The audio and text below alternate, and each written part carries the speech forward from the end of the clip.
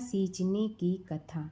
एक समय की बात है, एक गांव में एक गरीब लेकिन बहुत श्रद्धालु स्त्री रहती थी।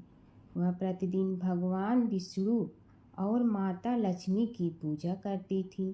एक दिन उसने सुना कि केला के पेड़ को सींचने से, पानी देने और उसकी पूजा करने से घर में सुख समृद्धि आती है। उसने पूरे मन से हर गुरुवार को केले के पेड़ की पूजा शुरू कर दी। जल चढ़ाती, दीप जलाती और भगवान विष्णु का नाम जपती। कुछ समय बाद उसकी भक्ति से प्रसन्न होकर भगवान विष्णु एक साधु के रूप में उसके घर आए। उन्होंने उसकी परीक्षा लेने के लिए भोजन मांगा। गरीब होने के बावजूद उस स्त्री ने अपने पास का सारा भोजन साधु को प्रेम से दे दिया। साधु, जो वास्तव में भगवान विष्णु थे, उसकी भक्ति और सेवा से बहुत प्रसन्न हुए और उसे आशीर्वाद दिया, तुम्हारे घर में कभी धन धान्य की कमी नहीं होगी। धीरे धीरे उस स्त्री का जीवन बदलने लगा। उसके घर में सुख समृद्धि आने लगी और हमेशा खुश रहने लगी। बोली है माता सीता की कथा। यह कहानी सीता माता कहती थी और श्री राम इसे सुना करते थे। एक दिन श्री राम भगवान को किसी काम के लिए बाहर जाना पड़ा, तो सीता माता कहने लगी कि भगवान, मेरा तो 12 वर्ष का नित्य नियम है। अब आप बाहर जाएंगे तो मैं अपनी कहानी किसे सुनाऊंगी। श्री राम ने कहा कि तुम कुएं की पाल पर जाकर बैठ जाना और वहां जो औरतें पानी भरने आएंगी उन्हें अपनी कहानी सुना देना। सीता माता कुएं की पाल पर जाकर बैठ जाती हैं। एक स्त्री आई, उसने रेशम की जड़ी की साड़ी पहन रखी थी और सोने का घड़ा ले रखा था। सीता माता उसे देख कहती हैं कि बहन, मेरा 12 वर्ष का नित्य नेम सुन लो। पर वह स्त्री बोली कि मैं तुम्हारा नित्य नेम सुनूंगी तो मुझे घर जाने में देरी हो जाएगी और मेरी सास मुझसे लड़ेंगी। उसने कहानी नहीं सुनी और चली गई। उसकी रेशम जड़ी की साड़ी फट गई। सोने का घड़ा मिट्टी के घड़े में बदल गया। सास ने देखा तो पूछा कि ये किसका दोष अपने सिर लेकर आ गई है। बहू ने कहा कि कुएं पर एक औरत बैठी थी, उसने कहानी सुनने के लिए कहा, लेकिन मैंने सुनी नहीं, जिसका यह फल मिला है। बहू की बात सुनकर अगले दिन वही साड़ी और घड़ा लेकर सास कुएं की पाल पर गई। सास को वहीं माता सीता बैठी मिली, तो माता सीता ने कहा कि बहन, मेरी कहानी सुन लीजिए। सास बोली कि एक बार छोड़, मैं तो 4 बार कहानी सुन लूंगी। राम आए, लक्ष्मण आए, देश के पुजारी आए, नित नेम का नेम लाए, आओ राम बैठो राम। तपी रसोई जियो राम, माखन मिश्री खाओ राम। दूध बतासा पियो राम, सूत के पलका मोठो राम। साल दुसाला पोठो राम, साल दुसाला ओढ़ो राम। जब बोलो जब राम ही राम, राम संवारे सबके काम। खाली घर भंडार भरेंगे, सबका बेड़ा पार करेंगे। श्री राम जय राम, जय जय राम। सास बोली कि बहन, कहानी तो बहुत अच्छी लगी। कहानी सुनकर सास घर चली गई और उसकी साड़ी फिर से रेशम जड़ी की बन गई। मिट्टी का घड़ा फिर सोने के घड़े में बदल गया। बहू कहने लगी, सासू माँ, आपने ये सब कैसे किया। सास ने कहा कि बहू, तू दोष लगा के आई थी और मैं अब दोष उतार कर आ रही हूँ। बहू ने फिर पूछा कि वह कुएं वाली स्त्री कौन है। सास बोली कि वे सीता माता थी। वे पुराने से नया कर देती हैं, खाली घर में भंडार भर देती हैं। वह लक्ष्मी जी का वास घर में कर देती हैं। आदमी की जो भी इच्छा हो उसे पूरा कर देती हैं। बहू बोली कि ऐसी कहानी मुझे भी सुना दो। सास बोली कि ठीक है, तुम भी सुनो। और सास ने कहानी शुरू की। राम आए, लक्ष्मण आए, देश के पुजारी आए, नित नेम का नेम लाए, आओ राम बैठो राम। तपी रसोई जियो राम, माखन मिश्री खाओ राम। दूध बतासा पियो राम, सूत के पलका मोठो राम। साल दुसाला पोठो राम, साल दुसाला ओढ़ो राम। जब बोलो जब राम ही राम, राम संवारे सबके काम। खाली घर भंडार भरेंगे, सबका बेड़ा पार करें। श्री राम जय जय राम। कहानी सुनकर बहू बोली कि कहानी तो बहुत अच्छी है। सास ने कहा कि ठीक है, इस कहानी को रोज कहा करेंगे। अब सास बहू रोज सवेरे उठती, नहाती धोती और पूजा करने के बाद नितनेम की सीता की कहानी कहती। एक दिन उनके यहाँ एक पड़ोस की औरत आई और बोली कि बहन जरा सी आँच दे ना। तो वह बोली कि आज तो अभी हमने जलाई ही नहीं। पड़ोसन ने कहा कि तुम सुबह 4 बजे से उठकर क्या कर रही हो। फिर उन्होंने कहा कि सुबह उठकर हम पूजा करते हैं, फिर सीता माता की नितनेम की कहानी कहते हैं। पड़ोसन ने उसकी बात सुनकर फिर कहा कि सीता माता की कहानी कहने से तुम्हें क्या मिलता है। वे बोली कि इनकी कहानी कहने से घर में भंडार भर जाते हैं, सारे काम सिद्ध होते हैं, मन की इच्छा भी पूरी हो जाती है। पड़ोसन कहती है कि बहन ऐसी कहानी तो मुझे भी सुना दो। फिर वह बोली कि ठीक है, तुम भी यह कहानी सुन लो। राम आए लक्ष्मण आए, देश के पुजारी आए, नित नेम का नेम लाए, आओ राम बैठो राम। सारी कहानी सुनने के बाद पड़ोसन कहने लगी, बहन कहानी तो मुझे बहुत अच्छी लगी। अब वह पड़ोसन भी नित नेम सीता माता की कहानी कहने लगी। कहानी कहने से सीता माता ने पड़ोसन के भी भंडार भर दिए।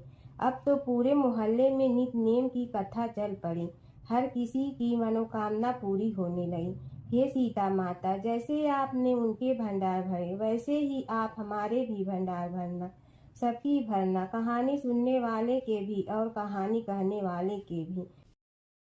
गणेश और बुढ़िया माई की कथा। एक बुढ़िया थी, वह बहुत ही गरीब और दृष्टिहीन थी। उसके एक बेटा और बहू थे। वह बुढ़िया सदैव गणेश जी की पूजा किया करती थी। एक दिन गणेश जी प्रकट होकर उस बुढ़िया से बोले, बुढ़िया माँ, तू जो चाहे सो मांग ले। बुढ़िया बोली, मुझे तो मांगना नहीं आता, कैसे और क्या मांगूं। तब गणेश जी बोले, अपने बहू बेटे से पूछ कर मांग ले। तब बुढ़िया ने अपने बेटे से कहा, गणेश जी कहते हैं तू कुछ मांग ले, बता मैं क्या मांगूं। पुत्र ने कहा, माँ तू धन मांग ले। बहू से पूछा तो बहू ने कहा, नाती मांग ले। तब बुढ़िया ने सोचा कि ये तो अपने अपने मतलब की बात कर रहे हैं। अतः उस बुढ़िया ने पड़ोसन से पूछा तो उन्होंने कहा, बुढ़िया तू तो थोड़े दिन जियोगी, क्यों तू धन मांगो और क्यों नाती मांगे। तू तो अपनी आँखों की रोशनी मांग ले, जिससे तेरी जिंदगी आराम से कट जाए। इस पर बुढ़िया बोली, यदि आप प्रसन्न है तो मुझे 9 करोड़ की माया दे, निरोगी काया दे, अमर सुहाग दे, आँखों की रोशनी दे, नाती दे, पोता दे और सब परिवार को सुख दे और अंत में मोक्ष दे। यह सुनकर तब गणेश जी बोले, बुढ़िया माँ, तुमने तो हमें ठग लिया। फिर भी जो तूने मांगा है वचन के अनुसार सब तुझे मिलेगा। और यह कहकर गणेश जी अंतर ध्यान हो गए। उधर बुढ़िया माँ ने जो कुछ मांगा वह सब कुछ मिल गया। हे गणेश जी महाराज, जैसे तुमने उस बुढ़िया माँ को सब कुछ दिया वैसे ही सबको देना। बुढ़िया माई को मुक्ति दी तुलसी माता की कथा। एक बुढ़िया माई तुलसी जी को सींचती और कहती कि हे तुलसी माता, सत की दाता, मैं तेरा बिडला सींचती हूँ, मुझे बहू दे, पीताम्बर की धोती दे, मीठा मीठा घास दे, बैकुंठा में वास दे, चटक की चाल दे, पटक की मोद दे, चंदन का काठ दे, रानी सा राज दे, दाल भात का भोजन दे, 11 की मौत दे, कृष्ण जी का कंधा दे। तब तुलसी माता यह सुनकर सूखने लगी। तो भगवान ने पूछा कि हे तुलसी, तुम क्यों सूख रही हो। तुलसी माता ने कहा कि एक बुढ़िया रोज आती है और यही बात कह जाती है, मैं सब बात तो पूरा कर दूंगी, लेकिन कृष्ण का कंधा कहाँ से लाऊंगी। तो भगवान बोले, जब वो मरेगी तो मैं अपने आप कंधा दे आऊँगा, तू बुढ़िया माई से कह देना। जब बुढ़िया माई मर गई, सब लोग आ गए। जब माई को ले जाने लगे तो वह किसी से न उठी। तब भगवान एक 12 बरस के बालक का रूप धारण करके आए। बालक ने कहा, मैं कान में एक बात कहूँगा तो बुढ़िया माई उठ जाएगी। बालक ने कान में कहा, बुढ़िया माई मन की निकाल ले, पीताम्बर की धोती ले, मीठा मीठा घास ले, बैकुंठा का वास ले, चटक की चाल ले, पटक की मोत ले, कृष्ण जी का कंधा ले। यह सुनकर बुढ़िया माई हल्की हो गई। भगवान ने कंधा दिया और बुढ़िया माई को मुक्ति मिल गई। हे तुलसी माता, जैसे बुढ़िया माई को मुक्ति दी वैसे सबको देना। जमुना की कहानी। प्राचीन समय में एक गांव था जिसमें दो बहनें रहा करती थी। एक बहन का नाम गंगा था तो दूसरी बहन का नाम जमुना था। एक बार दोनों बहनें एक साहूकार के खेत से गुजर रही थी तो जमुना ने 13 दाने जौ के तोड़ लिए, जिसे देख गंगा बोली कि तुझे तो ग्रहण लग गया, तूने चोरी की है। इस पर जमुना बोली कि अब मेरा ग्रहण कैसे धुलेगा। गंगा ने कहा कि तुझे 12 साल तक साहूकार के यहाँ नौकरी करनी पड़ेगी, तभी तेरा पाप धुलेगा और ग्रहण से मुक्ति मिलेगी। जमुना साहूकार के यहाँ नौकरी के लिए जाती है और अपने लिए काम मांगती है। साहूकार उसे काम पर रख लेता है, लेकिन काम करने से पहले जमुना उसे कहती है कि मैं सारे काम करूंगी, लेकिन 4 काम नहीं करूंगी। जूठे बर्तन नहीं मांजूंगी, झाड़ू नहीं लगाऊंगी, बिस्तर नहीं बिछाऊंगी और दिया नहीं जलाऊंगी। 12 साल के बाद कुंभ का मेला लगा तो साहूकारनी भी कुंभ नहाने जाने लगी। जमुना ने उसे जाते देख कहा कि कुंभ के मेले में मेरी बहन गंगा मिलेगी तो उसे यह सोने का टक्का दे देना, इससे वह अपने हाथों में सुंदर चूड़ियां पहन लेगी। साहूकारनी ने कुंभ के मेले में गंगा को वह सोने का टका दे दिया। गंगा ने उनसे वह टका लेते हुए कहा कि मेरी बहन को कहना कि उसके 12 वर्ष पूरे हो गए हैं, अब वह वहां वापिस आ जा। साहूकार व साहूकारनी वापिस घर आए तब जमुना मटके में पानी भर रही थी। दोनों जमुना से बोले कि हमने सोने का वह टका तेरी बहन गंगा को दे दिया था और उसने कहा है कि तेरे 12 वर्ष पूरे हो गए हैं, इसलिए अब तुम वापिस जाओ। यह समाचार सुनते ही जमुना सहस्त्र धारा में बदल गई और बहने लगी। जमुना जी का यह रूप देखकर साहूकार और साहूकारनी परेशान हो गई थी। हमारे घर में जमुना माता ने काम किया, हमें तो अब ग्रहण लग गया है, हम यह ग्रहण कैसे उतारेंगे। जमुना भागकर गंगा माता के पास चली गई। गंगा ने जमुना से पूछा कि तुम साहूकारनी से कुछ कहकर आई हो या ऐसे ही बिना बताए आ गई। तब जमुना बोली कि मैं तो कुछ भी बताकर नहीं आई हूँ। गंगा ने कहा कि जा उन्हें धीरज दे आ, नहीं तो उन्हें जीवन भर असंतोष ही रहेगा। गंगा के कहने पर जमुना माता ने साहूकारनी को सपने में दर्शन दिए और कहा कि तुम दोनों उल्टे माथे क्यों पड़े हो, जाओ उठकर खाओ पियो। तब दोनों बोले कि हम कैसे उठें, हमें तो ग्रहण लगा है, क्योंकि हमने उल्टे सीधे और पता नहीं कितने नीच कार्य आपसे कराए हैं। तब जमुना जी बोली कि तुम्हें ग्रहण नहीं लगा है, ग्रहण तो मुझे लगा था कि मैंने तुम्हारे खेत से 13 दाने जौ के चुराए थे। मैं तो अपना ग्रहण उतारने तुम्हारे घर आई थी। मेरा ग्रहण तुम्हारे घर में 12 वर्ष तक रहने से उतर गया है और मेरी मुक्ति हो गई है। जमुना जी ने कहा कि तुम्हें कोई ग्रहण नहीं लगा है, उल्टे मेरे 12 वर्ष तक यहाँ रहने से तुम्हारी भी मुक्ति हो गई है। यह कहकर जमुना जी स्वप्न से चली गई। दोनों उठकर देखते हैं कि उनके घर में पहले से भी अधिक धन हो गया है। हे यमुना माता, जैसे आपने साहूकार व साहूकारनी की मुक्ति कराई, वैसे ही आप अपने सभी भक्तों की करना। नगर बसेरे की कहानी। किसी गांव में एक भाट व एक जाट रहता था। दोनों में घनिष्ठ मित्रता थी। एक बार जाट अपनी बहन के घर जाने को तैयार हुआ तो भाट अपनी ससुराल जाने को तैयार हुआ। दोनों साथ चल पड़े तो रास्ते में रुककर एक कुएं की मुंडेर पर बैठ गए। जाट ने भाट से कहा कि नगर बसेरा कर लेते हैं। इस पर भाट बोला कि तू ही नगर बसेरा कर ले, मैं तो अपनी ससुराल जा रहा हूँ, वहाँ खूब खातिर होगी मेरी, तू कर ले नगर बसेरा। जाट वहीं कुएं के पास बैठ पानी की घंटी और चावल का दाना लेकर नगर बसेरा करने लगा। नगर बसेरा करने के साथ जाट कहने लगा कि नगर बसेरा जो करे सो मल धोवे पाँव, ताता माड़ा तापसी देगी मेरी माँ, माँ देगी मावशी तेगी द्वारका का वास, मीठा मीठा घास वृंदावन का वास, 5 कुल्ठी छठी रास, मेरी जीवड़ो श्री कृष्ण के पास, डालू पानी हो जाए घी, झट से निकल जाए मेरा जी, यह सब कर कर के वह जाट बहन के पास चल पड़ा। जाट की बहन ने भाई के आने पर उसकी खातिर की खी बूढ़ा के साथ भाई को जिमाया। दोनों ने बैठकर ढेर सारी बातें की। इधर भाट अपने ससुराल पहुंचा तो वहां आग लगी हुई थी। आग बुझाने वह भी लग गया, जिसमें हाथ मुंह भी काले हो गए और खुद भी थोड़ा सुलझ गया। ना रोटी ना पानी के लिए ही किसी ने पूछा।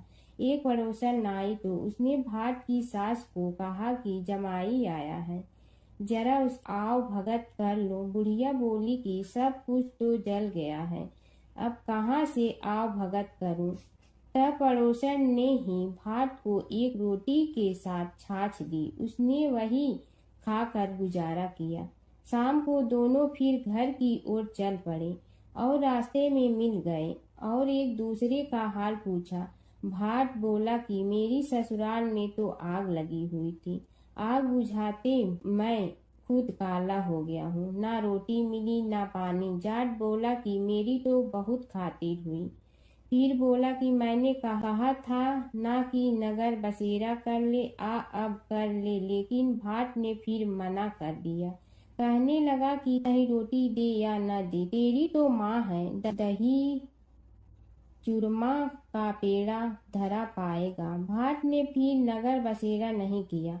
जाट ने कर लिया। नगर बसेरा जो करे सो मल धोवे पाँव, ताता माड़ा तापसी देगी मेरी माँ, माँ देगी मावशी देगी द्वारका का वास, मीठा मीठा घास वृंदावन का वास, 5 कुल्ठी छठी रास, मेरा जीवड़ो श्री कृष्ण के पास, डालू पानी हो जाए घी, झट से निकल जाए मेरा जी, करके वह चल पड़ा।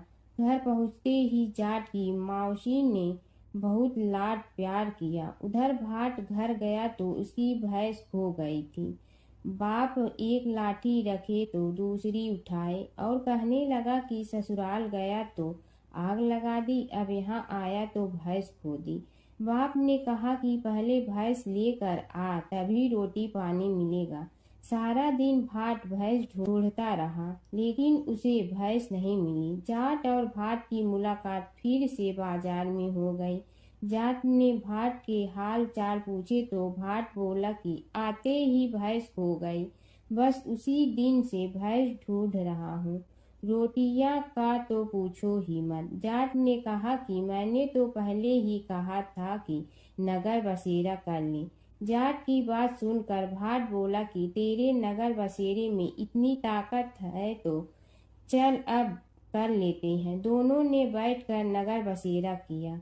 नगर बसेरा जो करे सो मल धोवे पाँव, ताता माड़ा तापसी देगी मेरी माँ, माँ देगी मावशी देगी द्वारका का वास, मीठा मीठा घास वृंदावन वन का वास, 5 कुल की छठी रास, मेरा जीवड़ो श्री कृष्ण के पास। डालू पानी हो जाए घी, झट से निकल जाए मेरा जी। दोनों के नगर बसेरा करने पर भाट जैसे ही आगे बढ़ा तो उसकी खोई भैंस मिल गई, जिसे लेकर घर पहुंचा। घर पहुंचते ही माँ ने कहा कि लड़के को आते ही घर से निकाल दिया, सारे दिन से ये भूखा प्यासा भटक रहा है। यह कहकर उसकी माँ ने उसको खूब खिलाया पिलाया। इस घटना के बाद सारे नगर में ढिंढोरा पिटवा गया कि कब कोई अपने पीहर या सास से आते जाते नगर बसेरा करें। जैसे भाट को नगर बसेरा करने का फल मिला, वैसे ही हर किसी को मिले। तुलसी माता की कथा। पुरानी समय की बात है, एक परम सुंदर और पतिव्रता स्त्री थी जिनका नाम था वृंदा। वे भगवान विष्णु की परम भक्त थी और उनका विवाह राक्षस राजा जलंधर से हुआ था। जलंधर बहुत शक्तिशाली था और उसकी शक्ति का रहस्य था उसकी पत्नी वृंदा की अटूट पतिव्रता धर्म। जब तक वृंदा अपने पति के प्रति सच्ची और समर्पित रही, तब तक कोई भी देवता जलंधर को पराजित नहीं कर सकता था।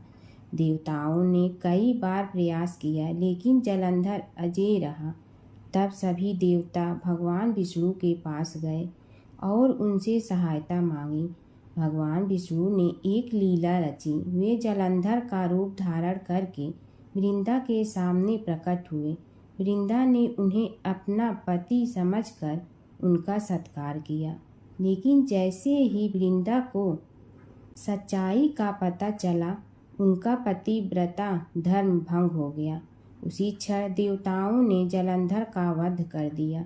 जब वृंदा को यह ज्ञात हुआ कि यह सब भगवान विष्णु की लीला थी, तो वे बहुत दुखी हुई और उन्होंने भगवान विष्णु को श्राप दिया कि वे पत्थर बन जाएं।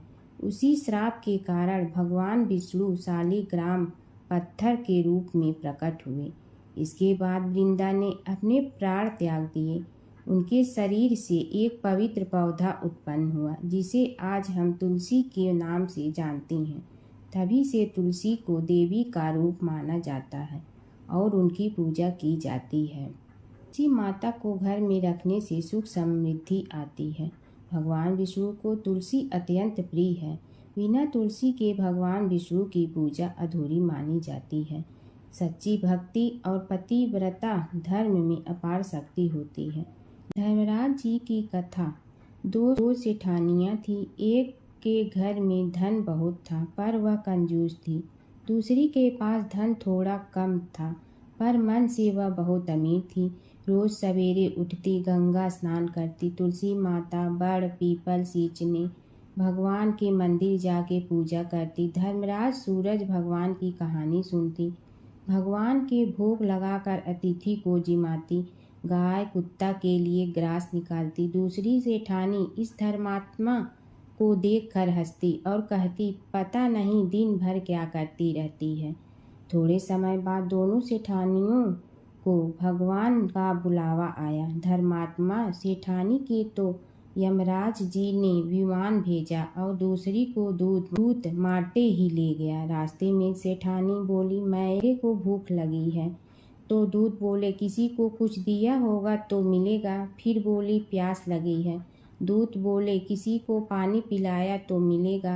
रास्ते में उसे काट चुभने लगे, गर्मी पड़ने लगी, पर दूत तो उसे घसीटे ही ले गए। अब सेठानी बहुत पछताने लगी कि सब कुछ होते हुए भी दान धर्म नहीं किया। इतने में यमराज का दरबार आया। धर्मात्मा बुढ़िया को भगवान के पास सिंहासन मिला और वह उस पर बैठी थी। उधर दूसरी सेठानी को तपते कुंड में डाल दिया। अब सेठानी यमराज से बोली, मुझे 1.25 पहर का जीवन दान दे दो, मैं वापस आकर दंड भोग लूंगी। यमराज बोले, ठीक है। सेठानी के शरीर में वापस प्राण डाल दिए। संसार में आते ही पंडितों को बुलाकर सेठानी ने धर्मराज की कथा सुनी, सब तरह से धर्म किया। इतने में समय पूरा हो गया। अब की बार विमान आया। 1.25 पहर के दान धर्म से सेठानी को स्वर्ग मिला। धर्मराज जी के परम भक्त पोपा बाई की कथा। एक गांव में एक पोपा बाई रहती थी। जब वह 5 साल की थी तभी से वह नियम से धर्मराज जी व्रत की कथा सुनती थी और व्रत करती थी। एक दिन उसने अपने भाई व भाभी से कहा कि मैं शादी नहीं करूंगी, अब मैं अपना समय भगवान की पूजा अर्चना में ही बिताना चाहती हूँ।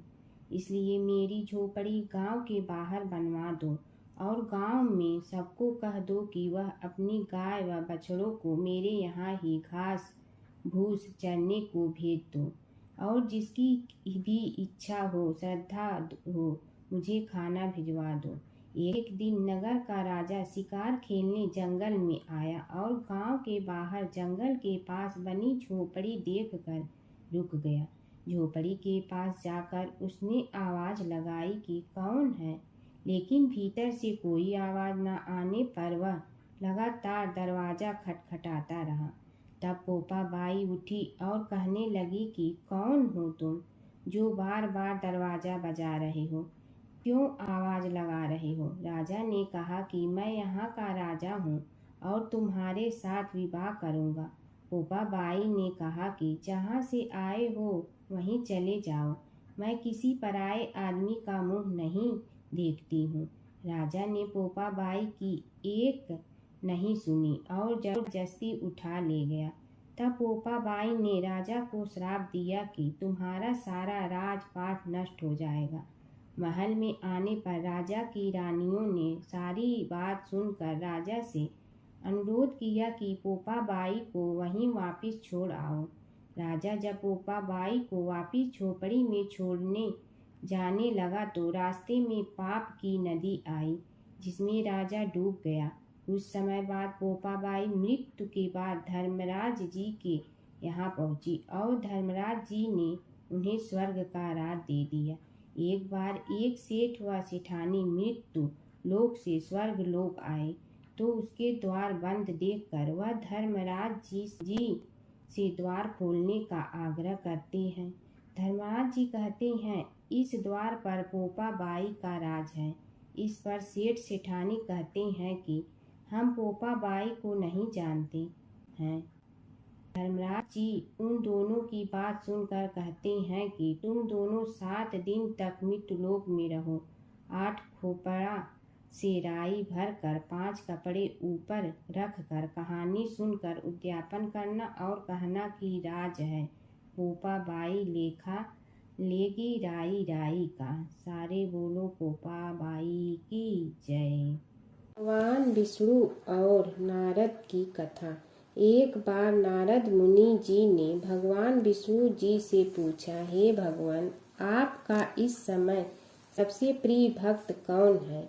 अब विष्णु तो भगवान हैं, सो झट से समझ गए अपने भक्त नारद मुनि की बात और मुस्कुरा कर बोले, मेरा सबसे प्रिय भक्त उस गांव का एक किसान है। यह सुनकर नारद मुनि जी थोड़ा निराश हुए और फिर से एक प्रश्न किया, हे भगवान, आपका बड़ा भक्त तो मैं हूँ, तो फिर सबसे प्रिय क्यों नहीं? भगवान विष्णु जी ने नारद मुनि जी से कहा, इसका जवाब तो तुम खुद ही दोगे। जाओ एक दिन उसके घर रहो और फिर सारी बात मुझे बताना। नारद मुनि जी सुबह सवेरे मुंह अंधेरे उस किसान के घर पहुंच गए।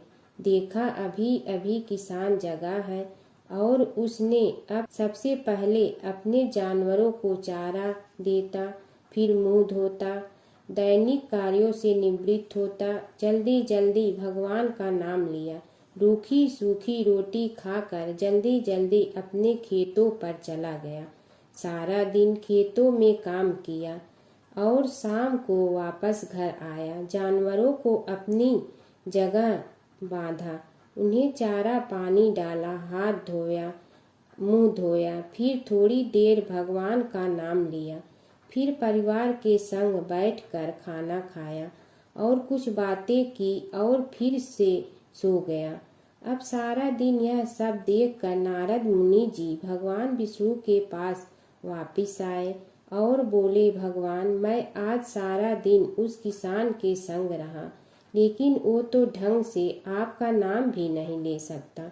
उसने थोड़ी देर सुबह थोड़ी देर शाम को और भी जल्दी जल्दी आपका ध्यान किया, और मैं तो 24 घंटे सिर्फ आपका ही नाम जपता हूँ। क्या आपका सबसे प्रिय भक्त वो गरीब किसान ही है? भगवान विष्णु जी ने नारद की बात सुनकर कहा, अब इसका जवाब भी तुम मुझे खुद ही देना। और भगवान विष्णु जी ने एक कलश अमृत से भरा नारद मुनि को थमाया और बोले, इस कलश को लेकर तुम तीनों लोकों की परिक्रमा करके आओ, लेकिन ध्यान रहे अगर एक बूंद भी अमृत नीचे गिरा तो तुम्हारी सारी भक्ति और पुण्य नष्ट हो जाएगी। नारद मुनि तीनों लोकों की परिक्रमा करके जब भगवान विष्णु के पास वापस आए तो खुश होकर बोले, भगवान मैंने एक बूंद भी अमृत नीचे नहीं गिरने दिया। विष्णु भगवान ने पूछा, और इस दौरान तुमने मेरा नाम कितना बार लिया, मेरा स्मरण कितनी बार किया? तो नारद बोले, अरे भगवान जी, मेरा तो सारा ध्यान इस अमृत पर था, फिर आपका ध्यान कैसे करता? भगवान विष्णु ने कहा, हे नारद, देखो उस किसान को, वो अपना कर्म करते हुए भी नियमित रूप से मेरा स्मरण करता है, क्योंकि जो अपना कर्म करते हुए भी मेरा जाप करे वो ही मेरा सबसे प्रिय भक्त है। तुम तो सारे दिन खाली बैठे ही जप करते हो, और जब तुम्हें कर्म दिया तो मेरे लिए तुम्हारे पास समय ही नहीं था। तो नारद मुनि सब समझ गए और भगवान के चरण पकड़ कर बोले, हे भगवान, आपने मेरा अहंकार तोड़ दिया, आप धन्य हैं। कीड़ी नगरा सींचने की कहानी। एक गांव में एक बुढ़िया माई रहती थी। उसके 2 बेटे तथा बहू भी थे। बुढ़िया माई भगवान श्री हरि विष्णु की परम भक्त थी। अपना जीवन दान धर्म पुण्य कार्य कर्मों में लगाती थी, परंतु बुढ़िया माई कभी भी मंदिर और सत्संग में वह तीर्थ स्थानों पर नहीं जाती थी। एक बार गांव में भागवत कथा हो रही थी। बेटे ने कहा, माँ आप सारा दिन घर में रहती हैं, आप मंदिर में भागवत कथा सुनने क्यों नहीं जाती? बुढ़िया माई ने बेटे का मन रखने के लिए कह दिया कि आज जाऊंगी, परंतु नहीं गई। ऐसा करते करते 6 दिन निकल गए। बुढ़िया माई के बेटे ने कहा, माँ आज अंतिम दिन है, आज तो कथा सुनने आपको जाना ही पड़ेगा। सारा दिन घर का काम करके बुढ़िया माई ने जाते जाते इतनी देर कर दी कि अंतिम दिन की भागवत कथा भी समाप्त हो गई। भगवान श्री हरि विष्णु सन्यासी का रूप धारण करके बुढ़िया माई के पास आए और बोले, बुढ़िया माई तुम कहाँ जा रही हो? बुढ़िया माई ने कहा, मैं भागवत कथा सुनने जा रही हूँ। तब सन्यासी रूपधारी भगवान श्री हरि विष्णु ने कहा, अब इतनी देर से क्यों जा रही हो? वहाँ तो अब कथा समाप्त हो गई है, अब वहाँ जाकर क्या करोगी? बुढ़िया माई ने कहा, अब घर से निकली हूँ तो जाकर ही रहूंगी। सब सन्यासी रूपधारी भगवान श्री हरि विष्णु ने कहा कि अब कथा समाप्त हो गई, भक्त लोग भी अपने अपने घर चले गए, अब तुम वहाँ से क्या लाओगी? तो बुढ़िया माई बोली, कुछ नहीं तो मैं वहाँ से एक ईंट ही उठा लाऊंगी। तो सन्यासी रूपधारी भगवान श्री हरि विष्णु बोले, तुम वहाँ से मिट्टी की ईंट लाओगी, उसके बदले में मैं तुम्हें एक सोने की ईंट देता हूँ। बुढ़िया माई ने ईंट ले ली और घर की तरफ चल पड़ी और विचार करने लगी कि यदि यह ईंट मैं घर लेकर जाऊंगी तो बेटे बहू झगड़ने लगेंगे। इसीलिए घर के आंगन में बाहर ही बुढ़िया माई ने वह ईंट जमीन में गाड़ दी। परंतु अब बुढ़िया माई का ध्यान उस ईंट पर ही रहने लगा। खाने पीने घर के काम करने में सदैव बुढ़िया माई अपना ध्यान सोने की ईंट पर ही लगाई रखती। बेटे बहू ने पूछा, माँ पूरे दिन घर के आंगन में क्या करती रहती हो? तो बुढ़िया माई ने कहा, मैं आने जाने वाले को देखती रहती हूँ। एक दिन बुढ़िया माई मर गई। यमराज के दूत बुढ़िया माई को लेने आए। बुढ़िया माई को लेकर धर्मराज जी के पास पहुँचे और धर्मराज जी को सारी बात बतलाई। धर्मराज जी ने बुढ़िया माई को कुतिया की योनि दे दी और कुतिया उसी पेड़ के नीचे बैठी रहती। बुढ़िया माई की बहू ने कहा, इस कुतिया को यहाँ से भगाओ, नहीं तो यह बच्चों को काट जाएगी। तो उसके बेटे ने उसकी पीठ पर एक लकड़ी मारी और बुढ़िया माई मर गई और को सर्प की योनि मिली। आंगन में सर्प को देखकर बेटे बहू ने किसी को काट नहीं जाए इसी डर से मार दिया। फिर बुढ़िया माई मरकर धर्मराज जी के पास पहुंची। बुढ़िया माई कीड़ी का रूप धारण करके उस आंगन में कीड़ी नगरा बना लिया। आंगन में कीड़ी नगरा हो गया। घर वाले बहुत परेशान हुए। घर वाले भोजन भी नहीं बना रहे थे और मन ही मन होने का स्मरण करने लगे। तब भगवान श्री हरि विष्णु सन्यासी का रूप धारण करके आए और बोले कि कुछ खाने को दे दो। तो घरवाले ने कहा, महाराज, हमारे खाने को भी कुछ नहीं बनाया क्योंकि हमारे घर में कीड़ी नगरा हो गया है। आप ही इसका कुछ उपाय बतलाइए। तब महाराज जी ने आंगन में खोदा और सोने की 28 निकाली और दोनों बेटों को दे दी और कहा, तुम्हारी माँ के नाम से दान पुण्य करना, धर्मशाला बनवाना, स्कूल बनवाना, प्याऊ लगवाना, गौशाला में गाय के चारे खाने की व्यवस्था करना।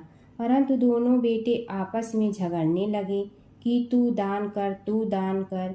किसी ने बुढ़िया माई के नाम से कोई दान नहीं किया और कीड़ी नगरा वहाँ उसी स्वरूप में स्थापित रहा। कुछ दिन बाद सन्यासी वापस आया और बुढ़िया माई के बेटों ने भगवान स्वरूपधारी सन्यासी महाराज से कहा कि हमारी घर की हालत वैसी की वैसी है, कीड़ी नगरा तो वैसे का वैसा ही है। तब साधु रूपधारी सन्यासी महाराज ने कहा, वह सोने के ईंट के टुकड़े लाओ और उन्हें बेचकर उनसे जो भी धन मिले उसे तुम्हारी माँ के नाम से दान पुण्य करो। इस कीड़ी नगरा पर शक्कर और आटा डालो। तुम ऐसा करोगे तो तुम्हारी माँ को मोक्ष प्राप्ति होगी। और उनके घर से कीड़ी नगरा चला गया।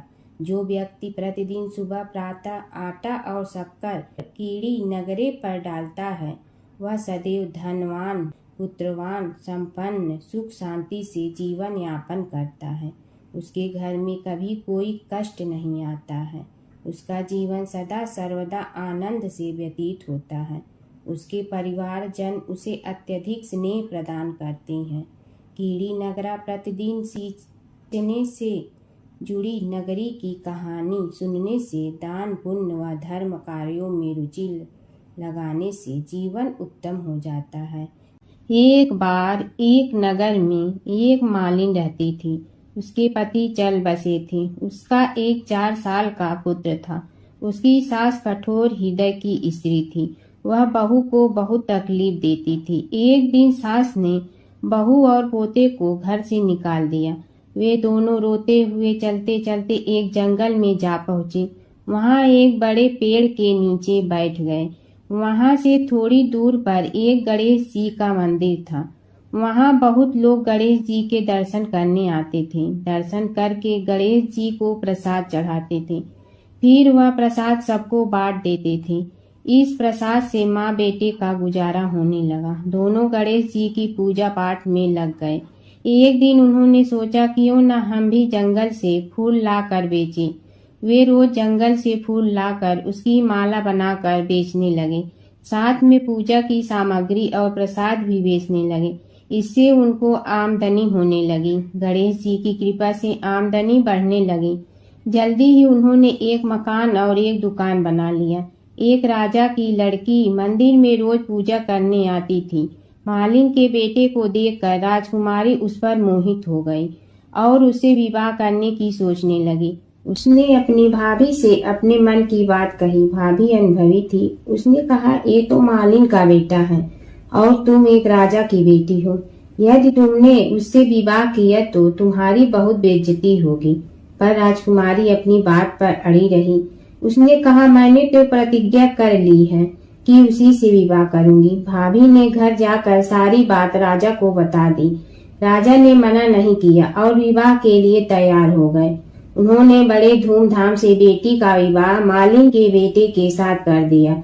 मालिन ने सबसे पहले बेटे बहू को गणेश जी के मंदिर में ले जाकर पूजा पाठ करवाया और गणेश जी का आशीर्वाद दिलवाया। इसके बाद पूरे नगर में यह बात फैल गई कि गणेश जी की पूजा करने से सब दुख कष्ट दूर हो जाते हैं।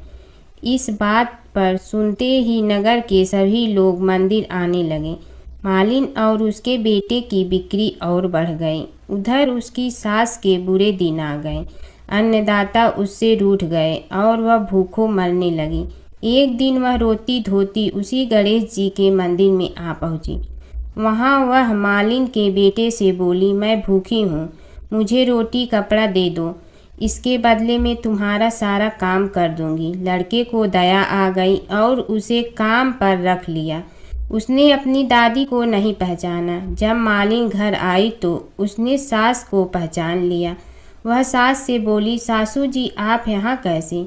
सास ने पोते की तरफ इशारा करके कहा, मेरी इस सेठ के यहाँ नौकरी लग गई है। बहू बोली, यह आपका पोता है और यह घर भी आपका ही है, यह दुकान भी आपकी ही है। जब आपने हमें घर से निकाला तब गणेश जी ने हमारी रक्षा की। बहू की बात सुनकर सास बोली, मेरी करनी मैं भोगूंगी। बहू बोली, सासू जी अब आप हमारे यहाँ रहो और पोते का सुख देखो। हे गणेश जी महाराज, जैसा सुख आपने मालिन को दिया वैसा ही सुख सबको देना। प्राचीन काल की बात है। एक नगर में धर्मपाल नाम का एक निर्धन किंतु अत्यंत धर्मनिष्ठ व्यक्ति रहता था। वह न तो अधिक पूजा पाठ जानता था और न ही उसके पास धन था, परंतु उसके हृदय में भगवान विष्णु के प्रति अपार श्रद्धा थी। प्रतिदिन प्रातः स्नान कर भगवान विष्णु का स्मरण करता और तुलसी दल अर्पित करता। तब भी वह हरि नाम का जाप करता रहता। एक दिन किसी कारणवश वह पूजा न कर सका। मन में ग्लानि हुई और रात को उसने भगवान विष्णु से क्षमा याचना की। उसी रात उसे स्वप्न में विष्णु ने दर्शन दिए और कहा, हे भक्त, जो भी व्यक्ति श्रद्धा से मेरा स्मरण करता है मैं उसके सभी पाप हर लेता हूँ। भक्ति में विधि नहीं भाव प्रधान होता है। कुछ समय बाद धर्मपाल के जीवन की सभी कठिनाइयाँ दूर हो गई। उसके घर में सुख शांति और समृद्धि आ गई। अंत समय में उसे वैकुंठ लोक की प्राप्ति हुई। विष्णु भगवान की कथा। एक नगर में एक सेठ व एक सेठानी रहते थे और सेठानी रोज विष्णु भगवान की पूजा करती थी। सेठ को उसका पूजा करना बिल्कुल अच्छा नहीं लगता था। इसी वजह से एक दिन सेठ ने सेठानी को घर से निकाल दिया। घर से निकलने पर वह जंगल की ओर गई तो देखा 4 आदमी मिट्टी खोदने का काम कर रहे थे। उसने कहा कि मुझे नौकरी पर रख लो। उन्होंने उसे रख लिया, लेकिन मिट्टी खोदने से सेठानी के हाथों में छाले पड़ गए और उसके बाल भी उड़ गए। वह आदमी कहते हैं कि बहन, लगता है तुम किसी अच्छे घर की महिला हो, तुम्हें काम करने की आदत नहीं है। तुम एक काम रहने दो और हमारे घर का काम कर लिया करो। वह चारों आदमी उसे अपने साथ घर ले गए और वह 4 मुट्ठी अनाज लाते और सभी बांट कर खा लेते। एक दिन सेठानी ने कहा कि कल से 8 मुट्ठी अनाज लाना। अगले दिन वह 8 मुट्ठी अनाज लाए और सेठानी पड़ोसन से आग मांग लाई। उसने भोजन बनाया, विष्णु भगवान को भोग लगाया, फिर सभी को खाने को दिया। सारे भाई बोले कि बहन, आज तो भोजन बहुत स्वादिष्ट बना है। सेठानी ने कहा कि भगवान का जूठा है तो स्वाद तो होगा ही। सेठानी के जाने के बाद सेठ भूखा रहने लगा और आस पड़ोस के सारे लोग कहने लगे कि ये तो सेठानी के भाग्य से खाता था। एक दिन सेठ अपनी सेठानी को ढूंढने चल पड़ा। उसने ढूंढते हुए वह भी उस जंगल में पहुंच गया जहां वह चारों आदमी मिट्टी खोद रहे थे। सेठ ने उन्हें देखा तो कहा कि भाई, मुझे भी काम पर रख लो। उन आदमियों ने उसे काम पर रख लिया, लेकिन मिट्टी खोदने से उसके भी हाथों में छाले पड़ गए और बाल उड़ने लगे। उसकी यह हालत देख चारों बोले कि तुम्हें काम की आदत नहीं है, तुम हमारे साथ चलो और हमारे घर में रह लो। सेठ उन चारों आदमियों के साथ उनके घर चला गया और जाते ही उसने सेठानी को पहचान लिया, लेकिन सेठानी घूंघट में थी तो सेठ को देख नहीं पाई। सेठानी ने सभी के लिए भोजन तैयार किया और हर रोज की भांति विष्णु भगवान को भोग लगाया। उसने उन चारों भाइयों को भोजन परोस दिया, लेकिन जैसे ही वह सेठ को भोजन देने लगी तो विष्णु भगवान ने उसका हाथ पकड़ लिया। भाई बोले कि बहन, ये तुम क्या कर रही हो? वह बोली, मैं कुछ नहीं कर रही हूँ, मेरा हाथ तो विष्णु भगवान ने पकड़ लिया है। भाई बोले, हमें भी विष्णु भगवान के दर्शन कराओ। उसने भगवान से प्रार्थना की तो विष्णु जी प्रकट हो गए। सभी ने दर्शन किए। सेठ ने सेठानी से क्षमा मांगी और सेठानी को साथ चलने को कहा। भाइयों ने अपनी बहन को बहुत सा धन देकर विदा किया। जब सेठानी के साथ सेठ भी भगवान विष्णु की पूजा करने लगा और उनके परिणाम से उनका घर अन्न धन से भर गया। प्राचीन काल की बात है। नैमिषारण्य क्षेत्र में ऋषि, महर्षि और साधु संतों का समाज जुड़ा था। उसमें श्री सूत जी भी विद्यमान थे। शौनक जी ने उनकी सेवा में उपस्थित होकर निवेदन किया कि हे अज्ञान रूप घोर तिमिर को नष्ट करने में करोड़ों सूर्यों के समान प्रकाशमान श्री सूत जी, हमारे कानों के लिए अमृत के समान जीवन प्रदान करने वाले कथा तत्व का वर्णन कीजिए। हे सूत जी, हमारे हृदयों में ज्ञान के प्रकाश की वृद्धि तथा भक्ति, वैराग्य और विवेक की उत्पत्ति जिस कथा से हो सकती हो, वह हमारे प्रति कहने की कृपा कीजिए। शौनक जी की जिज्ञासा से सूत जी बड़े प्रसन्न हुए। पुरातन इतिहासों के स्मरण से उनका शरीर पुलकायमान हो रहा था। वे कुछ देर उसी स्थिति में विराजमान रहकर कुछ विचार करते रहे और अंत में बोले, शौनक जी, इस विषय में आपके चित्त में बड़ी जिज्ञासा है। आप धन्य हैं जो सदैव ज्ञान की प्राप्ति में तत्पर रहते हुए विभिन्न पुराण कथाओं की जिज्ञासा रखते हैं। आज मैं आपको ज्ञान के परम स्रोत रूप श्री गणेश जी का जन्म कर्म रूप चरित्र सुनाऊंगा। गणेश जी से ही सभी ज्ञानों, सभी विद्याओं का उद्भव हुआ है। अब आप सावधान चित्त से विराजमान हो। श्री गणेश जी के ध्यान और नमस्कार पूर्वक उनका चरित्र श्रवण करें।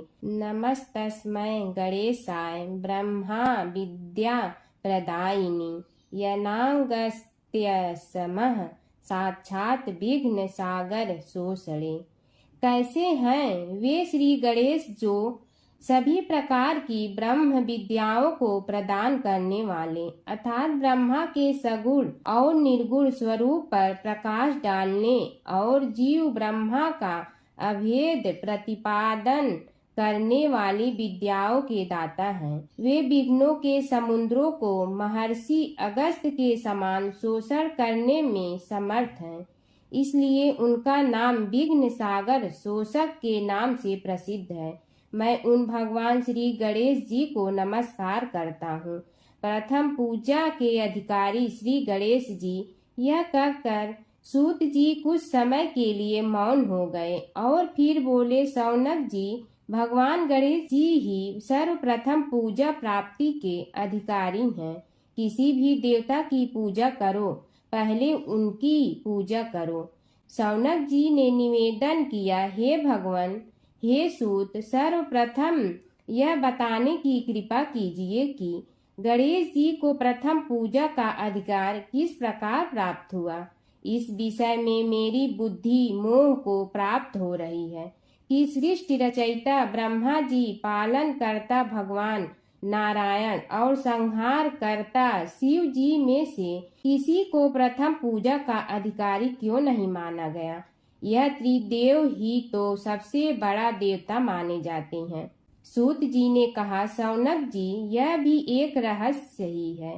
देखो, अधिकार मांगने से नहीं मिलता, इसके लिए योग्यता होनी चाहिए। संसार में अनेकों देवी देवताएं पूजे जाते हैं। पहले जो जिसका इष्ट देव होता है वह उसी की पूजा किया करता है। इससे बड़े देवताओं के महत्व में कमी आने की आशंका उत्पन्न हो गई। इस कारण देवताओं में परस्पर विवाद होने लगा।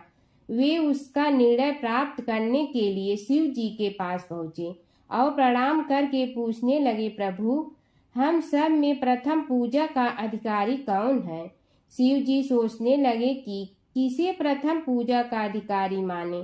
तभी उन्हें एक युक्ति सूझी। बोले, देवगण, इसका निपटारा बातों से नहीं तथ्यों से होगा।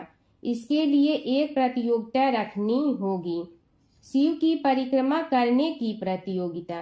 देवगण उनका मुख देखने लगे, शंकित हृदय से सोचने लगे कि कैसी प्रतियोगिता रहेगी। यह शिव जी ने उनके मन के भाव ताड़ लिए, इसलिए सांत्वना भरे शब्दों में बोले, घबराओ मत, कोई कठिन परीक्षा नहीं ली जाएगी। बस इतना ही कि सभी अपने अपने वाहनों पर चढ़कर संसार की परिक्रमा करो और फिर यहाँ लौट आओ। जो पहले लौटेगा वही सर्वप्रथम पूजा का अधिकारी होगा। अब क्या देर थी, सभी अपने अपने वाहन पर चढ़कर दौड़ पड़े। किसी का वाहन गजराज था तो किसी का सिंह, किसी का भैंसा तो किसी का मृग, किसी का हंस तो किसी का उल्लू, किसी का अश्व तो किसी का श्वान। अभिप्राय यह है कि वाहनों को विविधता के दर्शन उस समय जितने भले प्रकार से हो सकते थे उतने अन्य समय में नहीं। सबसे गया बीता वाहन गणेश जी का था मूषक, उससे चूहा भी कहते हैं। ऐसे वाहन के बल भरोसे इस प्रतियोगिता में सफल होना तो क्या, सम्मिलित होना भी हास्यास्पद है। गणेश जी ने सोचा, छोड़ो, क्या होगा प्रतियोगिता में भाग लेने से, हम तो यहाँ बैठे रहकर ही तमाशा देखेंगे। वे बहुत देर तक विचार करते रहे। अंत में उन्हें एक युक्ति सूझी। शिव जी स्वयं ही जगदाता हैं, यह संसार उन्हीं का प्रतिबिंब है, तब क्यों न इन्हीं की परिक्रमा कर ली जाए। इनकी परिक्रमा करने से ही संसार की परिक्रमा हो जाएगी। ऐसा निश्चय कर उन्होंने मूषक पर चढ़कर शिव जी की परिक्रमा की और उनके समक्ष जा पहुँचे। शिव जी ने कहा, तुमने परिक्रमा पूर्ण कर ली। उन्होंने उत्तर दिया, जी हाँ। शिव जी सोचने लगे कि इसे तो यहीं घूमते हुए देखा, फिर परिक्रमा कैसे कराया। देवताओं का परिक्रमा करके लौटना आरंभ हुआ और उन्होंने गणेश जी को वहां बैठे देखा तो माथा ठनक गया। फिर भी साहस करके बोले, अरे तुम विश्व की परिक्रमा के लिए नहीं गए। गणेश जी ने कहा, अरे मैं कब का यहाँ आ गया। देवता बोले, तुम्हें तो कहीं भी नहीं देखा। गणेश जी ने उत्तर दिया, देखते कहाँ से, समस्त संसार शिव जी में विद्यमान है। इनकी परिक्रमा करने से ही संसार की परिक्रमा पूर्ण हो गई। सूत जी बोले, शौनक, इस प्रकार गणेश जी ने अपनी बुद्धि के बल पर ही विजय प्राप्त कर ली। उनका कथन सत्य था, इसलिए कोई विरोध करता भी तो कैसे। बस उसी दिन से गणेश जी की प्रथम पूजा होने लगी। सूत जी बोले, हे शौनक जी, यह एक तथ्य है कि गणेश जी ही उसके पात्र हैं। वे बड़े देवता का भी कार्य सिद्धि में विघ्न उपस्थित होने पर उन विघ्न राज का आश्रय न लिया हो। हे शौनक, वे देव भी बड़े दयालु हैं। नाम तो शिव जी का ही आशुतोष है, किंतु वे सर्वात्मा और सर्वरक्षक प्रभु तो शिव जी की अपेक्षा भी शीघ्र ही प्रकट हो जाते हैं। उनका भक्त कभी किसी संकट में नहीं पड़ता। यदि प्रारब्ध वशात कभी किसी विपत्ति में पड़ भी जाता है तो गणेश्वर की उपासना करने पर उनके अनुग्रह से उनके समस्त दुख दूर होकर परम सुख की प्राप्ति होती है। शौनक ने कहा, हे सूत जी, हे महाभाग, हे प्रभु, मैं गणेश जी के विभिन्न चरित्रों का अध्ययन करना चाहता हूँ, तो मुझे बताइए कि किस ग्रंथ का अवलोकन करूँ। हे दयामय, आपको तो उनके समस्त चरित्र विदित है कि यदि आप ही उन्हें सुनाने की कृपा करें तो मेरा अत्यधिक उपकार होगा। सूत जी बोले, हे शौनक भगवान, गणेश्वर के इतने चरित्र हैं कि उन सब का कथन इस जीवा से संभव नहीं, क्योंकि प्रभु अनंत, प्रभु चरित्र अनंता वाली बात समस्त विद्वान ऋषि मुनि कहते हैं। फिर भी गणेश जी प्रथम पूजा के अधिकारी होने के कारण समस्त देव चरित्रों में जुड़े हुए हैं, इसलिए उनका प्रभाव भी सर्वाधिक व्यापक है। हे मुने, हे शौनक, वे भगवान सर्वसमर्थ हैं। वे सभी का तिरस्कार करने में समर्थ हैं, किंतु उनका तिरस्कार कोई भी नहीं कर सकता। यह त्रिलोक्य उन्हीं भगवान के संकेत पर नित्य करता है। इसकी समस्त क्रियाएं उन्हीं की इच्छा पर आश्रित हैं।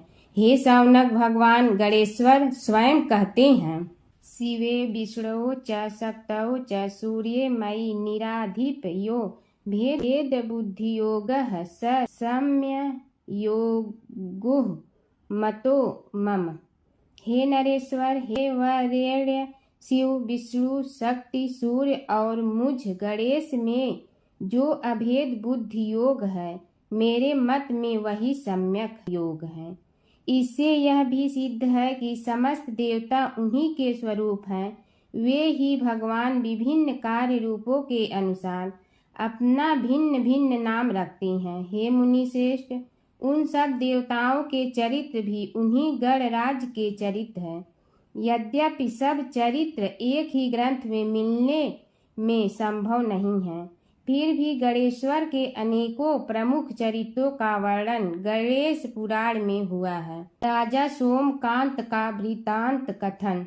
शौनक जी ने पूछा, हे प्रभु, गणेश पुराण का आरंभ किस प्रकार हुआ, यह मुझे बताने की कृपा करें। इस पर सूत जी ने कहने लगे, हे शौनक, यद्यपि गणेश पुराण है तो बहुत प्राचीन, क्योंकि भगवान गणेश्वर तो आदि हैं। न जाने कब से गणेश जी अपने उपासकों पर कृपा करते चले आ रहे हैं।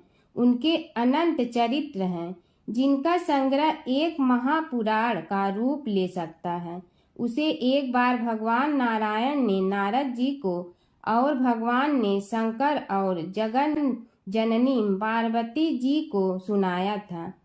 बाद में वही पुराण संक्षेप रूप में ब्रह्मा जी ने महर्षि वेद व्यास को सुनाया और फिर व्यास जी ने महर्षि भृगु को सुनाया। भृगु ने कृपा करके सौराष्ट्र के एक राजा सोमकांत को सुनाया था। तब से वह पुराण अनेक कथाओं में विस्तृत होता रहा और अनेक कथाओं से रहित होता हुआ अनेक रूप में प्रचलित है। शौनक जी ने पूछा, भगवान, आप यह बताने का कष्ट करें कि राजा सोमकांत कौन था। उसने महर्षि से गणेश पुराण का श्रवण कहाँ किया था, उस पुराण के श्रवण से उसे क्या क्या उपलब्धियां हुई। हे नाथ, मुझे श्री गणेश्वर की कथा के प्रति उत्कंठा बढ़ती ही जा रही है। सूत जी बोले, हे शौनक, सौराष्ट्र के देवनगर नाम की एक प्रसिद्ध राजधानी थी। वहाँ का राजा सोमकांत था। वह अपनी प्रजा का पुत्र के समान पालन करता था। वह वेद ज्ञान संपन्न, शस्त्र विद्या में पारंगत एवं प्रबल प्रतापी राजा, समस्त राजाओं में मान्य तथा अत्यंत वैभवशाली था। उसका ऐश्वर्य कुबेर के भी ऐश्वर्य को लज्जित करता था। उसने अपने पराक्रम से अनेकों देश जीत लिए थे। उसकी पत्नी अत्यंत रूपवती, गुणवती, धर्माज्ञा एवं पतिव्रत धर्म का पालन करने वाली थी। वह सदैव अपने प्राणनाथ की सेवा में लगी रहती थी। उसका नाम सुधर्मा था। जैसे वह प्रतिव्रता थी, वैसे ही राजा भी एक पत्नी व्रता का पालन करने लगा। उसके हेमकांत नामक एक सुंदर पुत्र था। वह भी सभी विद्याओं का ज्ञाता और अस्त्र शस्त्रादि के अभ्यास में निपुण हो गया था।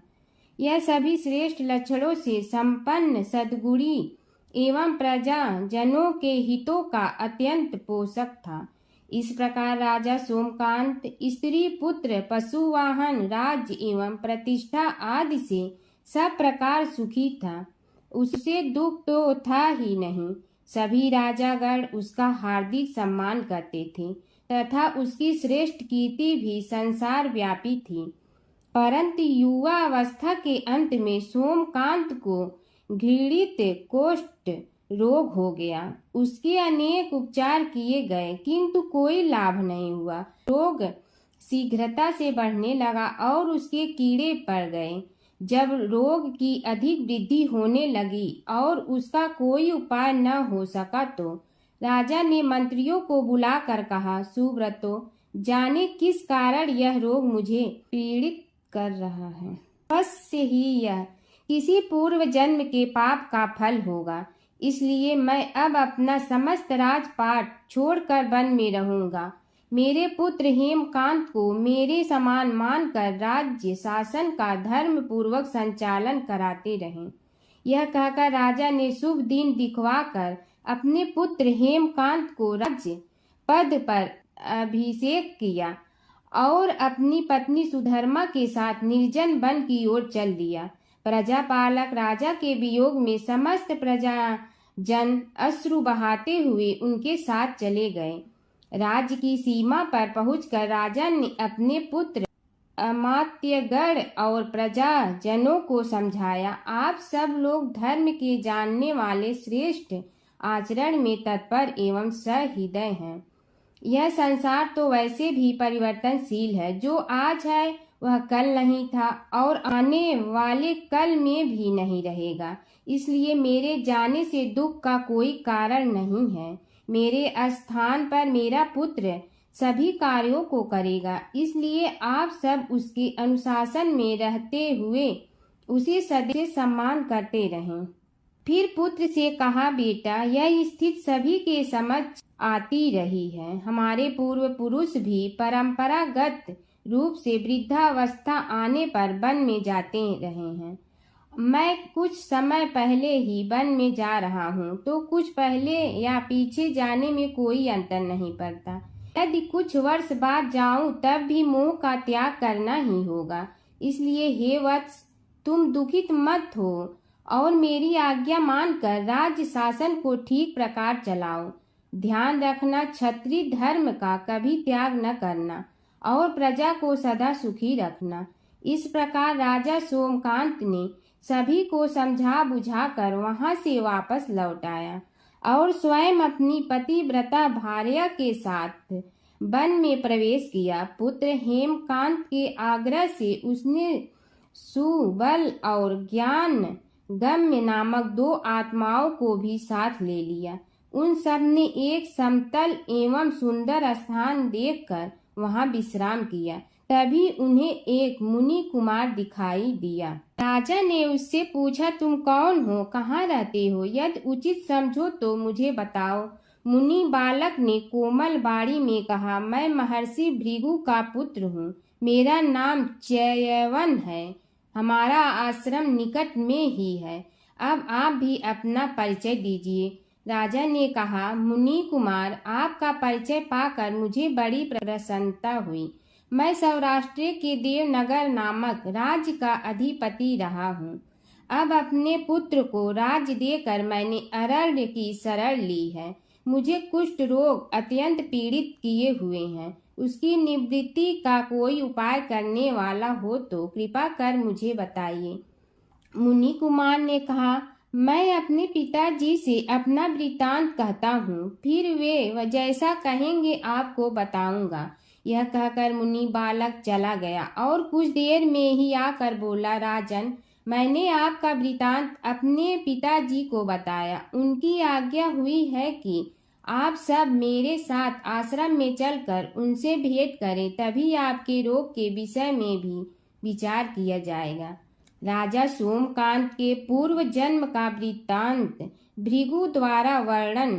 राजा अपनी पत्नी और अमात्यों के सहित च्यवन के साथ साथ भृगु आश्रम में जा पहुंचा और उन्हें प्रणाम कर बोला, हे भगवान, हे महर्षि, मैं आपकी शरण हूँ, आप मुझ कुष्ठी पर कृपा कीजिए। महर्षि बोले, राजन, यह तुम्हारे किसी पूर्व जन्म कृत पाप का ही उदय हो गया है। इसका उपाय मैं विचार करके बताऊंगा। आज तो तुम सब स्नान आज से निवृत्त होकर रात्रि विश्राम करो। महर्षि की आज्ञा अनुसार सबने स्नान भोजन आदि के उपरांत रात्रि व्यतीत की और प्रातः काल स्नान आदि नित्य कर्मों से निवृत्त होकर महर्षि की सेवा में उपस्थित हुए। महर्षि ने कहा, राजन, मैंने तुम्हारे पूर्व जन्म का वृत्तांत जान लिया हूँ और यह भी विदित कर लिया है कि किस पाप के फल से तुम्हें इस रोग की प्राप्ति हुई है। यदि तुम चाहो तो उसे सुना दूं। राजा ने हाथ जोड़कर निवेदन किया, बड़ी कृपा होगी मुनिनाथ, मैं उसे सुनने के लिए उत्कंठित हूँ। महर्षि ने कहा, तुम पूर्व जन्म में एक धनवान वैश्य के लाडले पुत्र थे।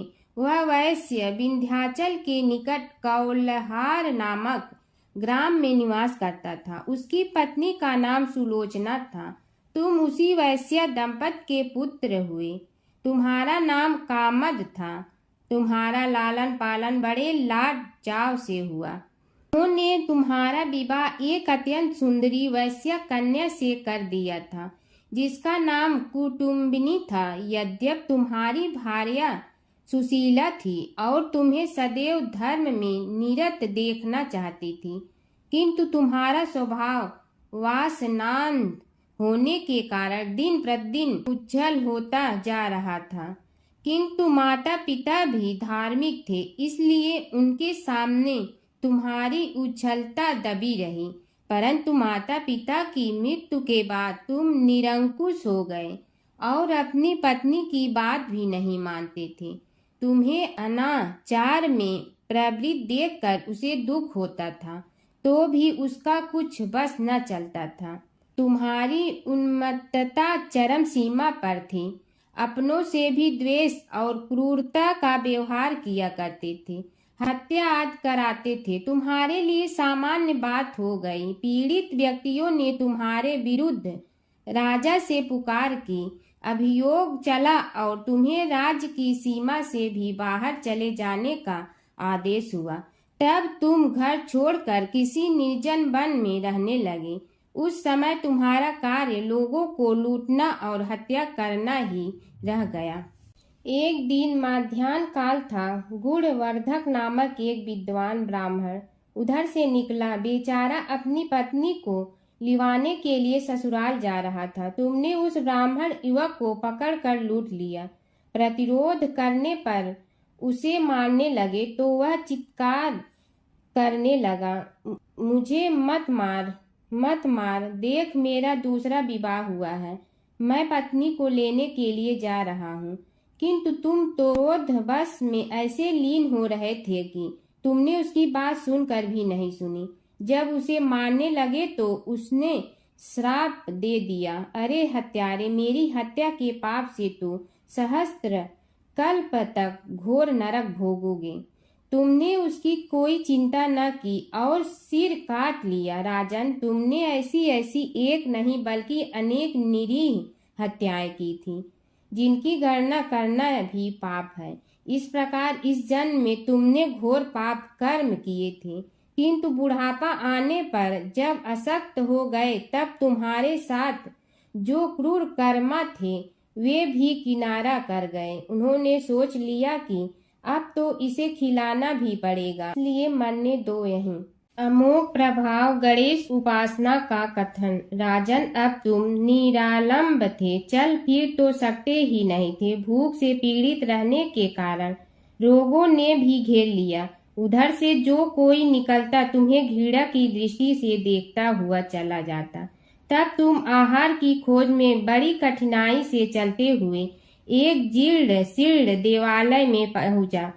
उसमें भगवान गणेश्वर की प्रतिमा विद्यमान थी। तब न जाने किस पुण्य के उदय होने से तुम्हारे मन में गणेश जी के प्रति भक्ति भाव जागृत हुआ। तुम निराहार रहकर उनकी उपासना करने लगे। उससे तुम्हें सब कुछ मिला और रोग भी कम हुआ। राजन, तुमने अपने साथियों की दृष्टि बचाकर बहुत सा धन एक स्थान पर गाड़ दिया था।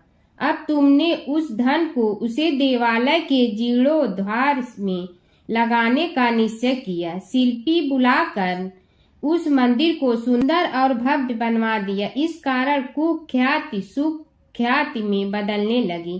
फिर यथा समय तुम्हारी मृत्यु हुई। यमदूतों ने पकड़कर तुम्हें यमराज के समक्ष उपस्थित किया। यमराज तुमसे बोले, जीव, तुमने पाप और पुण्य दोनों ही किए हैं और दोनों का ही भोग तुम्हें भोगना है, किंतु पहले पाप का फल भोगना चाहते हो पुण्य का। इसके उत्तर में तुमने प्रथम अपने पुण्य कर्मों के भोग की इच्छा प्रकट की और इसीलिए उन्होंने तुम्हें राजकुल में जन्म लेने के लिए भेज दिया। पूर्व जन्म में तुमने भगवान गणाध्यक्ष का सुंदर एवं भव्य मंदिर बनवाया था, इसलिए तुम्हें सुंदर देह की प्राप्ति हुई। यह कहकर महर्षि भृगु कुछ रुके। उन्होंने देखा कि राजा को इस वृतांत पर शंका हो रही है। तभी महर्षि के शरीर में असंख्य विकराल पक्षी उत्पन्न होकर राजा की ओर झपटे। उनकी चोंच बड़ी तीक्ष्ण थी, जिनसे वे राजा के शरीर को नोच नोच कर खाने लगे। उसके कारण उत्पन्न असहनीय पीड़ा से व्याकुल हुए राजा ने महर्षि के समक्ष हाथ जोड़कर निवेदन किया, प्रभु, आपका आश्रम तो समस्त द्वेष आदि से परे है और यहाँ मैं आपकी शरण में बैठा हूँ। तब यह पक्षी मुझे आकर ही क्यों पीड़ित कर रहे हैं? हे मुनिनाथ, इनसे मेरी रक्षा कीजिए। महर्षि ने राजा के अंतर्वचन सुनकर सांत्वना देते हुए कहा, राजन, तुमने मेरे वचनों में शंका की थी और जो मुझ सत्यवादी के कथन में शंका करते हैं उसे खाने के लिए मेरे शरीर से इसी प्रकार पक्षी प्रकट हो जाते हैं, जो कि मेरे हुंकार करने पर भस्म हो जाया करते हैं।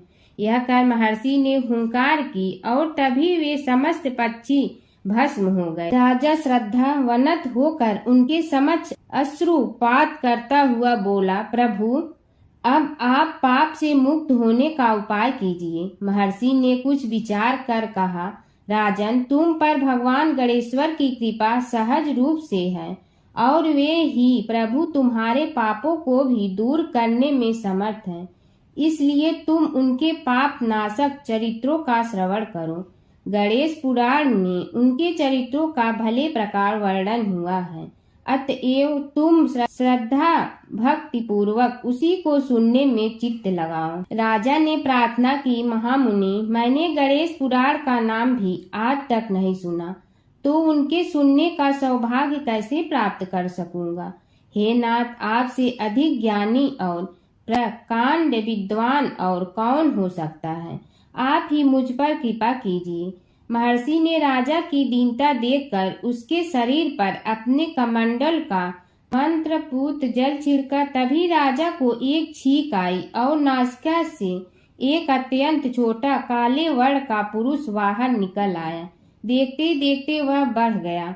उसके भयंकर रूप को देखकर राजा कुछ भयभीत हुआ, किंतु समस्त आश्रमवासी वहां से भाग गए। वह पुरुष महर्षि के समक्ष हाथ जोड़कर खड़ा हो गया। उन्हें उसकी ओर देखा और कुछ उच्च स्वर में बोले, तू कौन है? क्या चाहता है? वह बोला, मैं साक्षात पाप हूँ। समस्त पापियों के शरीर में मेरा निवास है। आपके मंत्रपूत जल के स्पर्श से मुझे विवश होकर राजा के शरीर से बाहर निकलना पड़ा है। अब मुझे बड़ी भूख लगी है, बताइए क्या खाऊं और कहाँ रहूं? महर्षि बोले, तू उस आम के अवकाश स्थान में निवास कर और उसी वृक्ष के पत्ते खाकर जीवन निर्वाह कर। यह सुनते ही वह पुरुष आम के वृक्ष के पास पहुंचा। किंतु उसके स्पर्श मात्र से वह वृक्ष जलकर भस्म हो गया। फिर जब पाप पुरुष को रहने के लिए कोई स्थान दिखाई न दिया तो वह भी अंतर्हित हो गया। हर व्रत कथा के साथ पढ़ी और सुनी जाने वाली लपसी तपसी की यह कहानी। एक लपसी था, एक तपसी था। तपसी हमेशा भगवान की तपस्या में लीन रहता था। लपसी रोजाना सवा सेर की लपसी बनाकर भगवान का भोग लगाकर जीम लेता था। एक दिन दोनों लड़ने लगे। तपसी बोला, मैं रोज़ भगवान की तपस्या करता हूँ, इसलिए मैं बड़ा हूँ। लपसी बोला, मैं रोज़ भगवान को सवा सेर लपसी का भोग लगाता हूँ, इसलिए मैं बड़ा हूँ। नारद जी वहाँ से गुजर रहे थे। दोनों को लड़ता देखकर उनसे पूछा कि तुम क्यों लड़ रहे हो। तपसी ने खुद के बड़ा होने का कारण बताया और लपसी ने अपना कारण बताया। नारद जी बोले, तुम्हारा फैसला मैं करूँगा। दूसरे दिन लपसी और तपसी नहाकर अपनी रोज की भक्ति करने आए तो नारद जी ने छुपकर 1.25 करोड़ की एक एक अंगूठी उन दोनों के आगे रख दी। तपसी की नज़र उस अंगूठी पर पड़ी जो उसने चुपचाप अंगूठी उठाकर अपने नीचे दबा ली। तब लपसी की नज़र अंगूठी पर पड़ी, लेकिन उसने ध्यान नहीं दिया। भगवान को भोग लगाकर लपसी खाना खाने लगा। नारद जी सामने आए तो दोनों ने पूछा कि कौन बड़ा, तो नारद जी ने तपसी से खड़ा होने को कहा। वो खड़ा हुआ तो उसने नीचे दबी अंगूठी दिखाई पड़ी। नारद जी ने लपसी से कहा, तपस्या करने के बाद भी तुम्हारी चोरी करने की आदत नहीं गई, इसलिए लपसी बड़ा है और तुम्हें तुम्हारी तपस्या का कोई फल भी नहीं मिलेगा। तपसी शर्मिंदा होकर माफ़ी मांगने लगा। उसने नारद जी से पूछा, मुझे मेरी तपस्या का फल कैसे मिलेगा। नारद जी ने कहा, यदि कोई गाय और कुत्ते की रोटी नहीं बनाएगा तो फल तुम्हें मिलेगा। यदि कोई ब्राह्मण को भोजन करवा कर दक्षिणा नहीं देगा तो फल तुम्हें मिलेगा। यदि कोई साड़ी के साथ ब्लाउज नहीं देगा तो फल तुझे मिलेगा। यदि कोई दिए से दिया जलाएगा तो फल तुम्हें मिलेगा। यदि कोई सारी कहानी सुने लेकिन तुम्हारी कहानी नहीं सुने तो फल तुझे मिलेगा। उसी दिन से हर व्रत कथा कहानी के साथ लपसी तपसी की कहानी भी सुनी और कही जाती है। ओम जय जगदीश हरे स्वामी जय जगदीश हरे, भक्त जनों के संकट क्षण में दूर करे। ओम जय जगदीश हरे, जो ध्यावे फल पावे, दुख बिन दे मन का, सुख संपत्ति घर आवे, कष्ट मिटे तन का। ओम जय जगदीश हरे, मात पिता तुम मेरे, शरण कहूँ किसकी, तुम विनय और न दूजा, आस करूँ जिसकी। ओम जय जगदीश हरे, तुम पूर्ण परमात्मा, तुम अंतर्यामी, पार ब्रह्म परमेश्वर, तुम सबके स्वामी। ओम जय जगदीश हरे, तुम बिंदा के सागर, तुम पालन करता, मैं मूर्ख कल काम, कृपा करो भरता। ओम जय जगदीश हरे, तुम हो ये कय गोचर, सबके प्राणपति, किस विधि मिलूं दया में, तुमको मैं कुमति। ओम जय जगदीश हरे, दीन बंधु दुख हरता, तुम रक्षक मेरे, अपने हाथ उठाओ द्वार पड़ा तेरे। ओम जय जगदीश हरे, विषय विकार मिटा, पाप हरो देवा, श्रद्धा भक्ति बढ़ाओ, संतन की सेवा। ओम जय जगदीश हरे, तन मन धन सब तेरा, स्वामी सब कुछ है तेरा, तेरा तुझको अर्पण क्या लागे मेरा। ओम जय जगदीश हरे, जय जगदीश हरे, स्वामी जय जगदीश हरे, भक्त जनों के संकट क्षण में दूर करे। ओम जय जगदीश हरे, स्वामी जय जगदीश हरे।